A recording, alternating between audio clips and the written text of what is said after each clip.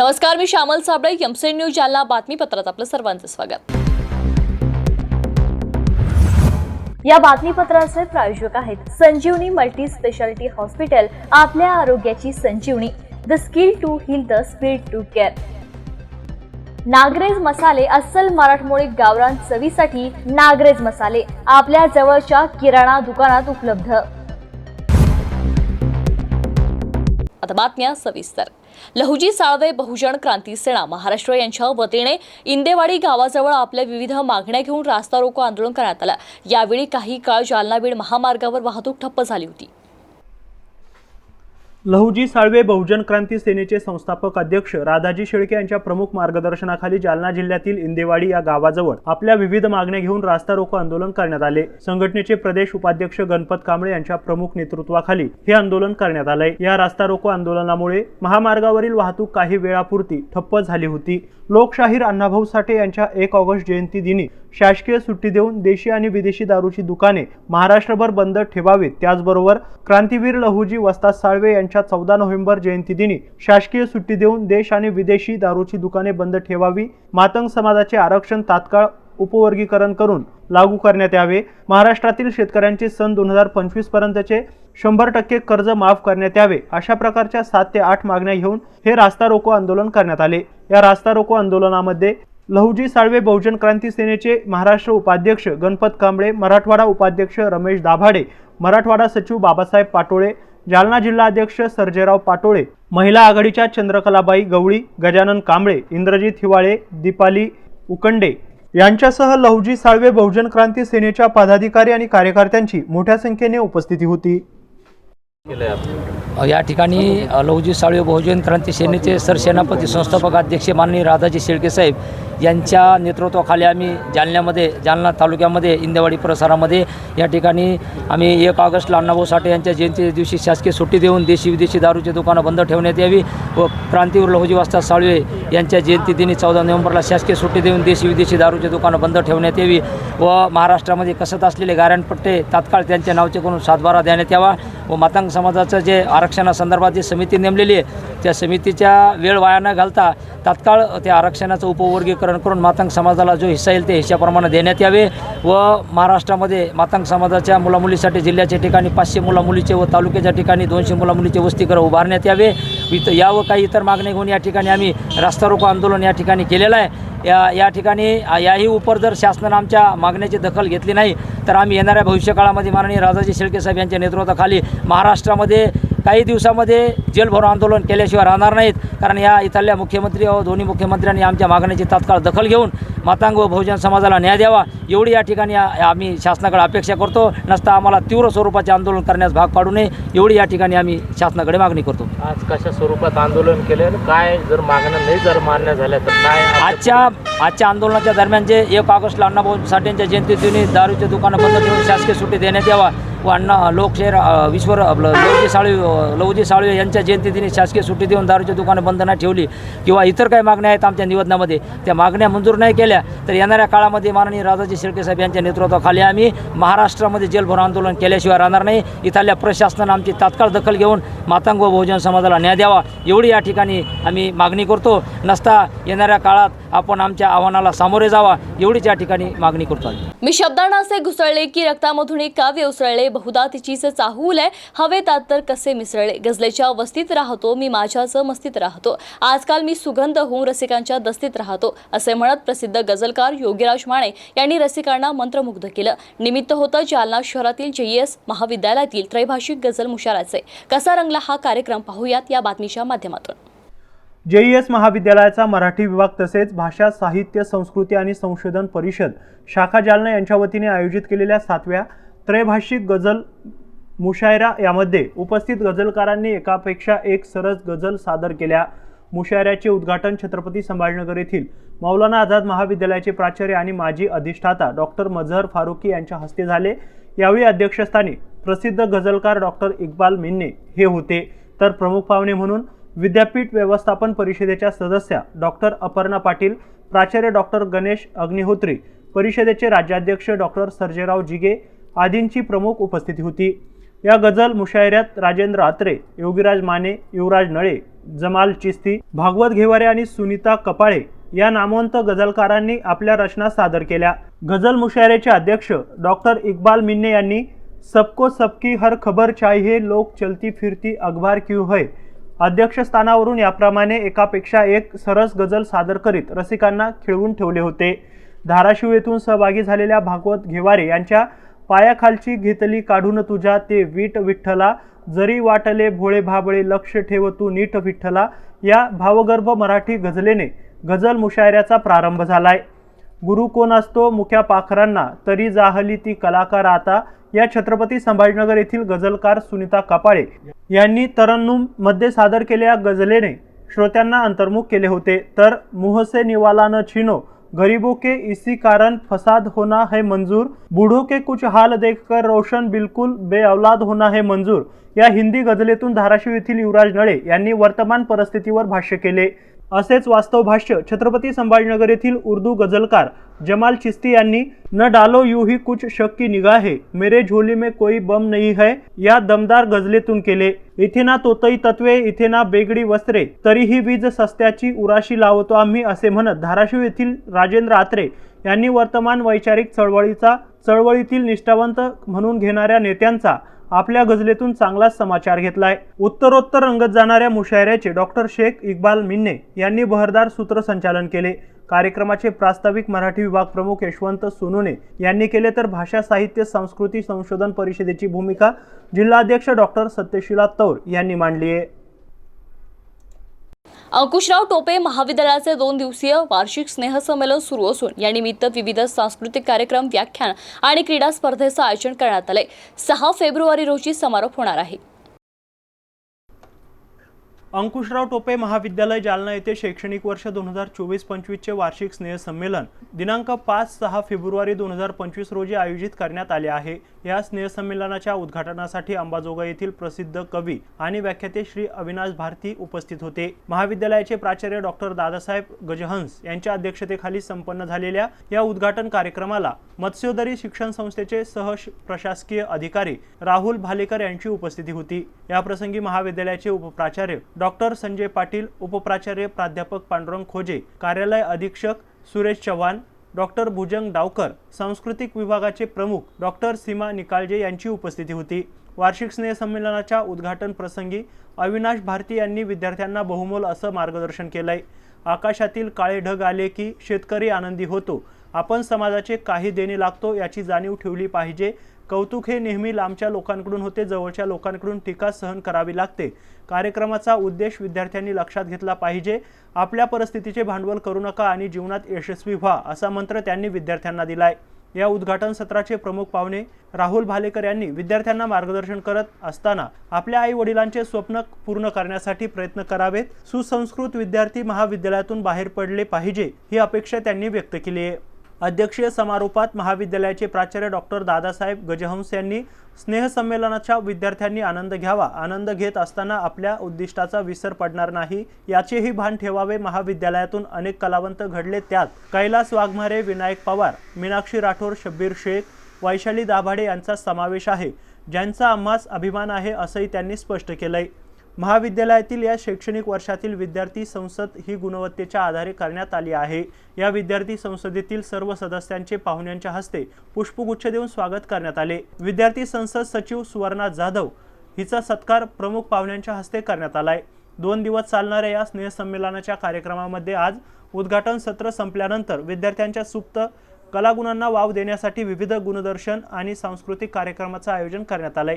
यामध्ये जवळपास 52 विद्यार्थ्यांनी आपले विविध गुणदर्शन आणि सांस्कृतिक कार्यक्रमातून सादरीकरण केलंय। उच्च शिक्षण घेण्यासाठी विद्यार्थी मोठ्या शहराकडे यायचे, मोठ्या शहरातले विद्यार्थी त्याच्यापेक्षा जास्त मोठ्या शहरात जायचे।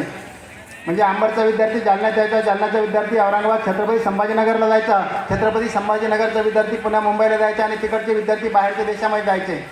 पण आज उलटी गंगा वाहताना दिसते, विद्यार्थी खेड्याकडे जात आहेत सर, खेड्यातल्या महाविद्यालयामध्ये ॲडमिशन घेत आहेत। मला या ठिकाणी भारती सरांचं कौतुक करावंसं वाटतं की भारती सर ज्या भागातून आले त्या घाटनांदूरमध्ये एक वसुंधरा नावाचं महाविद्यालय आहे, त्यांनी मनात आणलं असतं की त्या महाविद्यालयामध्ये ॲडमिशन घेतलं असतं, चांगल्या मार्काने 80-90% मार्क त्यांना मिळाले असते त्या भागामध्ये। कारण मला माहिती आहे खेड्यापाड्यामध्ये महाविद्यालयामध्ये कॉपी प्रकार सर्रास चालतो. सर, मला तुम्हाला सांगायला आनंद वाटेल, अभिमान वाटेल की आमचं एकमेव कॉलेज या जालना जिल्ह्यामध्ये या ठिकाणी कॉपी हा प्रकार चालत नाही. मग आमचा विद्यार्थी जरी त्याचा नंबर आमच्या महाविद्यालयात लागला तरी नाही आणि बाहेर तरी कॉपी म्हणजे नाही, नो कॉमेंट, नो कॉपी. आमच्या साहेबांचं आम्हाला सक्त सांगणं होतं. आजच्या साहेबांचं ते सांगणं, राजेश भाई टोपे आम्हाला सांगतात महाविद्यालयामध्ये कॉपीला कुठल्याही प्रकारचा थारा देता कामा नये. गुणवंत विद्यार्थी घडले पाहिजे, गुणवानांची पिढी आपल्याला निर्माण करायची आहे. त्यासाठी आपण महाविद्यालय चालवतो, बाजारीकरणासाठी महाविद्यालय चालत नाही असा संदेश आमचे साहेब आम्हाला सातत्याने देत असतात. तेव्हा या प्रसंगी भारती सरांनी आपल्याला टायमिंगच्या संदर्भात सांगितलं. शिक्षणासाठी ते औरंगाबादला गेले आणि औरंगाबादला गेल्यानंतर ते आज संपूर्ण महाराष्ट्रामध्ये जात आहेत. मला ते सांगत होते की माझी या महिन्यामध्ये जवळपास 40 तारखा बुक, 39 तारखा बुक झालेले आहेत. म्हणजे 28 तारखांचा हा महिना आहे फेब्रुवारी, पण या महिन्यामध्ये 39 कार्यक्रम, म्हणजे एका दिवशी काहीतरी त्यांना 2-3 कार्यक्रमसुद्धा करावे लागणार आहेत. विद्यार्थी मित्र, असंख्य विद्यार्थी आपण घडवलेत, अनेकांचं समाजामध्ये नाव झालं, समाजामध्ये चांगल्या पद्धतीने वागतायत. माझं सुद्धा आपलं असे सांगणं आहे की या निमित्ताने भारती सरांनी ज्या गोष्टी आपल्याला सांगितलेल्या आहेत त्या आपल्या दैनंदिन जीवनातल्या आहेत. त्यांच्याकडे त्यांचं व्याख्यान ऐकल्यानंतर एक गोष्ट तुमच्या लक्षात आली असेल, निरीक्षण कसं करावं. तुमच्यातला एखादा कलाकार स्टेजवर येऊन लोकांना हसवणारा व्हावा. मोबाईल चांगली गोष्ट आहे, त्याचा वापर चांगला करा. तुम्ही दुकानात जाऊन जर कुलूप विकत घेतलं तर एका कुलपाला चाव्या 2 भेटतात ना. 2 चाव्यापैकी याच्यातली उघडायची चावी कोणती, लावायची चावी कोणती, प्रश्न पडतो का? आणि प्रश्न जर पडला तर सगळे हसतील ना. उत्तर एकच आहे, एकाच चावीनं कुलूप उघडताही येतं आणि लावताही येतं. फक्त ती चावी फिरवण्याची दिशा कळाली पाहिजे. मोबाईलचंही तसंच आहे, आपल्याला दिशा करायची का कशा कोणाची आपलं. आणि माझं करिअर सेट झालं सर, फक्त आपल्याला त्याच्यापर्यंत घेऊन जातं. याचा वापर स्क्रीन टाईम मोजा आणि उघड नको त्याचे स्टेटस ठेवण्यापेक्षा लोकांनी आपलं स्टेटस ठेवलं पाहिजे अशी बनवून दाखवा आयुष्यात. बस संपला विषय. बाकी काही मला सांगायचं नाही. सगळ्यांना सांगा, इथं आलात ना सगळेजण यशाचा धैर्य मार्ग करू आणि लिहिते व्हा, बोलते व्हा, कलेमध्ये सहभागी व्हा आपल्या भाषेतल्या. आता माझा सर कवी म्हणून उल्लेख केला, वाटत नाही पण मी हाय कवी आणि मी माझ्या भाषेत बोलतो. विनायक पवारनी काय केलं, आपल्या भाषेत केलं. शबीरनं काय केलं, आपल्या भाषेत केलं. आपल्या भाषेत यायचं. काही कविता लय जड जातात सर. मी एक कविता वाचली, समुद्र किनारी गेलो तुझी आठवण आली, पायाला रीती लागली आणि मग तुझी लईच आठवण आली. अरे आता पायाच्या रीतीचा तिच्या आठवणीचा तिने का तुझ्या जिंदगीची माती केली. काही मेहनत कळत नाही सर. ते चांगलं आहे आपल्या आपल्या भाषेत लिहायचं. तुम्ही महाराष्ट्रभर फिरत असताना सर मी काही लिहिलं, ते लिहिलं की व्हायरल झालं. मी मराठवाड्यातल्या सालगड्याचं पोरग आहे, शेतकऱ्याचं पोरग आहे, झालं संपलं भाषण. जालन्यात विजेचा शॉक लागून बांधकाम मजुराचा मृत्यू झाला. जालना शहरातील इतवारा गल्ली परिसरात आज ही दुर्घटना घडली आहे. जुना जालन्यातील इतवारा भागात शेख रफिक यांच्या राहत्या घरात फरशी बसवण्याचे काम सुरू होते. हे काम सुरू असताना दुपारच्या सुमारास त्या ठिकाणी राजू हरिश्चंद्र गायकवाड या मजुरास विजेचा जोरदार शॉक लागलाय. त्याला तातडीने दीपक हॉस्पिटलमध्ये हलवण्यात आले, मात्र त्याचा दुर्दैवी मृत्यू झालाय. दरम्यान त्याचा मृतदेह शवविच्छेदन करण्यासाठी जिल्हा सामान्य रुग्णालय येथे पाठवण्यात आलाय. शवविच्छेदनानंतर डॉक्टरांनी वैद्यकीय अभिप्राय पाठवला असून इलेक्ट्रिक शॉक लागून मृत्यू झाला असल्याचं त्यांनी सांगितलंय. या सर्व घडलेल्या घटनाक्रमानुसार नातेवाईकांच्या म्हणण्यानुसार कदीम जालना पोलीस ठाण्यात गुन्हा दाखल करण्याची प्रक्रिया सुरू असल्याचं कदीम जालना पोलीस ठाण्याचे पोलीस निरीक्षक सिद्धार्थ माने यांनी सांगितलंय. शेतकऱ्यांच्या सोयाबीन खरेदीसाठी मुदतवाढ मिळावी यासाठी मुख्यमंत्री देवेंद्र फडणवीस यांना भाजपचे आमदार बबनराव लोणीकर यांनी पत्र दिले.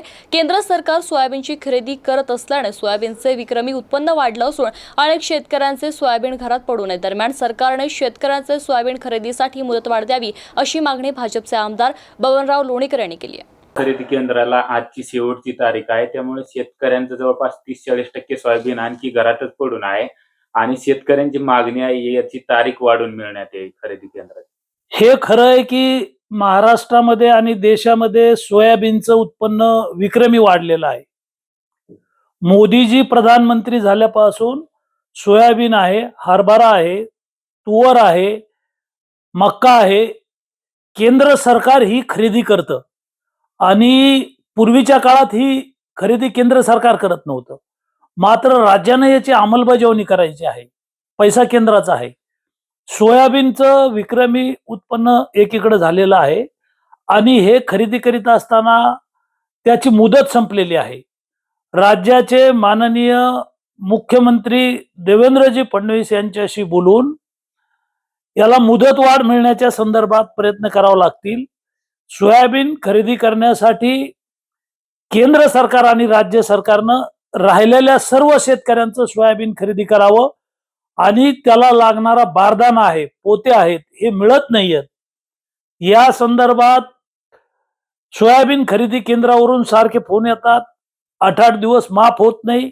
या संदर्भात माननीय मुख्यमंत्री यांना मी पत्र दिलेलं आहे आणि 2 दिवस मुंबईमध्ये असताना ही सगळी कल्पना माननीय मुख्यमंत्री देवेंद्र फडणवीस यांच्या कानावर टाकलेली आहे. मुदत वाढण्याच्या दृष्टीनं राज्य सरकार प्रयत्न करेल. एक हद्दपार करण्यात आलेल्या टोळीचा म्होरक्या असलेल्या किरण देवानंद भोसलेला स्थानिक गुन्हे शाखा पोलिसांनी बेड्या ठोकल्या. जालना न्यायालयासमोरील रोडवरून त्यास ताब्यात घेण्यात आले. किरण देवानंद भोसले हा टोळी प्रमुख जालना जिल्ह्यातून हद्दपार असून तो मिळून येत नव्हता. आज पोलीस निरीक्षक पंकज जाधव यांनी किरण देवानंद भोसले याला न्यायालयाच्या समोरील रोडवर ताब्यात घेतले. त्याच्या विरोधात पोलीस ठाणे तालुका यांनी हद्दपारीची कारवाई केली असल्याची माहिती पोलिसांनी दिली आहे. ही कारवाई पोलीस अधीक्षक अजय कुमार बन्सल, अप्पर पोलीस अधीक्षक आयुष नोपानी, अनंत कुलकर्णी, उपविभागीय पोलीस अधिकारी जालना यांच्या मार्गदर्शनाखाली पोलीस निरीक्षक स्थानिक गुन्हे शाखा जालना पंकज जाधव, सहाय्यक पोलीस निरीक्षक योगेश उबाळे, पोलीस उपनिरीक्षक राजेंद्र वाघ आणि पोलीस अंमलदार गोपाल गोशिक, भाऊराव गायके, प्रभाकर वाघ, रमेश राठोड, सुधीर वाघमारे, संजय सोनावणे, रमेश काळे आदींनी केली आहे. मुख्यमंत्री देवेंद्र फडणवीस शेतकऱ्यांचे कर्ज माफ करतील असा विश्वास भाजपचे आमदार बबनराव लोणीकर यांनी व्यक्त केलाय. शेतकऱ्यांचा कर्ज माफ व्हावं यासाठी अधिवेशनात मुद्दा मांडला असून पुरवणी बजेटमध्ये एवढे पैसे ठेवता येत नसल्याने शेतकऱ्यांचे कर्ज माफ झालं नाही. मात्र मार्चच्या बजेटमध्ये शेतकऱ्यांचा सरसकट कर्ज माफ व्हावं अशी मागणी आहे. सरकारला दिलेली आश्वासन पाळावे लागतील आणि देवेंद्रजी कर्ज माफ करतील असा विश्वास आमदार लोणीकर यांनी व्यक्त केलाय. शेतकऱ्यांचं कर्ज माफ करू अशी घोषणा केली होती, मात्र आता कर्ज माफ का करत नाहीये? राज्याचे मुख्यमंत्री देवेंद्रजी फडणवीस यांनी महाराष्ट्रातल्या जनतेला कर्ज माफ करू म्हणून निवडणुकीमध्ये शब्द दिला होता. हा मुद्दा मी महाराष्ट्राच्या विधानसभेत मांडला. माननीय राज्यपालांच्या भाषणामध्ये कर्जमाफीचा मुद्दा नव्हता. मी सरकारच्या लक्षात आणून दिलंय आणि शेतकऱ्यांचं कर्ज माफ करण्याच्या संदर्भात माननीय देवेंद्र फडणवीस साहेबांनी अधिवेशन संपल्यावर सुद्धा घोषणा केलेली आहे, आम्ही कर्ज माफ करू. मात्र पुरवणी बजेटमध्ये एवढे पैसे ठेवता येत नाहीत. मार्चच्या बजेटमध्ये माननीय मुख्यमंत्री राज्यातलं शेतकऱ्यांचं सरसगट कर्ज माफ करतील अशी महाराष्ट्रातल्या जनतेची मागणी आहे, अपेक्षा आहे. आणि महाराष्ट्राच्या विधानसभेमध्ये सत्ताधारी पक्षाचा आमदार असताना मी प्रखरपणे ही बाजू मांडलेली आहे. सरकारला दिलेली आश्वासनं पाळावं लागतील आणि देवेंद्रजी शेतकऱ्यांचं कर्ज माफ करतील. याबरोबर जालना बातमीपत्र ते संपलंय. पाहत राहा MC न्यूज. नमस्कार.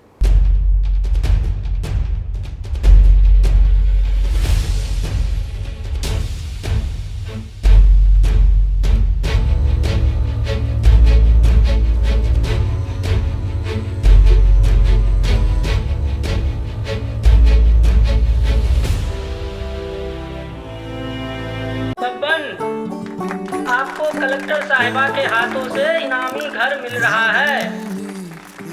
आपका घर बहुत सुंदर होगा ना? अरे नहीं बेटा, हम तो बहुत छोटे आदमी हैं। चाचू डोंट वरी, मैं बड़ी होकर आपके लिए और सबके लिए मजबूत और सुंदर घर बना के दूंगी. कालिका सरिया लाना मत भूलना. कालिका TMT सरिया कंक्रीट से करे मजबूत जोड़ और भूकंप संग आग से लड़कर घर को दे दीर्घायु. कालिका सरिया मैं भूली नहीं. बेटिया आप कलेक्टर. कालिका TMT फैसला जो मजबूत हो.